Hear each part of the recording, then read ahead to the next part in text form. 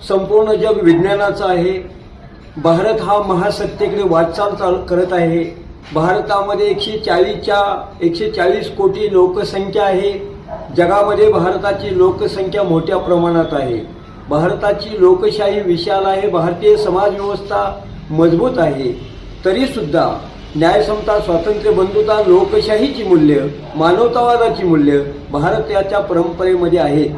अनेक संप्रदायांनी अनेक सर्व विचारांनी हा देश समृद्ध झालेला आहे आणि लोकशाहीच्या 76-77 वर्षानंतर या देशामध्ये आज मोठ्या प्रमाणामध्ये जातीवाद वाढलेला आहे, धर्मवाद वाढलेला आहे आणि सामाजिक विषमता वाढलेली आहे आणि भ्रष्टाचारही वाढलेला आहे।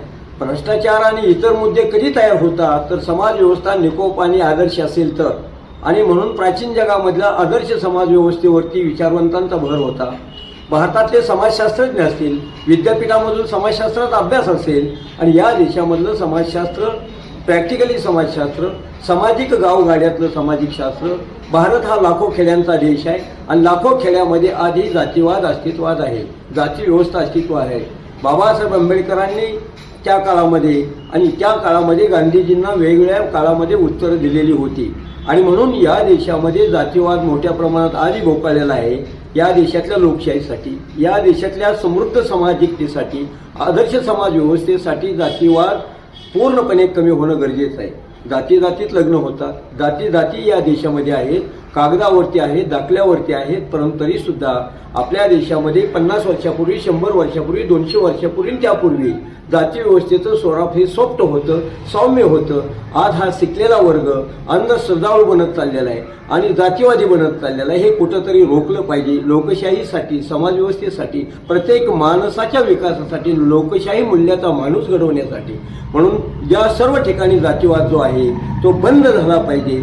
शाळा शिकणारे कॉलेज असतील, कामामध्ये असतील आणि वेगवेगळ्या ठिकाणी सामाजिक समारंभामध्ये प्रत्येक माणसाला सन्मान मिळाला पाहिजे। हीच लोकशाहीला खऱ्या अर्थानं एक दिलेली मोठी ताकद असते आणि घटनाकारांनी या देशातल्या सर्व समाजशास्त्रज्ञांना आदर्श समाज घडावा असं वाटत होतं, म्हणून सर्व वृत्तपत्र असतील आणि सर्व समाज व्यवस्था आणि संघटना संस्था असतील आणि पक्ष असतील, या सर्वांनी समाज कसा एकसंध राहील, राष्ट्र कसं मजबूत बनेल आणि देशातला समाज कसा आदर्श बनत राहील आणि प्रत्येक नागरिक कसा सक्षम होईल, त्याचं वाचन, मनन, चिंतन, त्याची समृद्धी वाढली पाहिजे, त्याचा व्यक्तिमत्व विकास झाला पाहिजे। आणि म्हणून समग्र देशात वाढत चाललेला हा जातीवाद, महाराष्ट्रामध्ये वाढत चाललेला जातीवाद हा वेळीच सर्व कार्यकर्त्यांनी आणि सुशिक्षित, समजदार आणि देशप्रेमी, मानवतावादी लोकांनी बंद करायला पाहिजे असं मला वाटतं।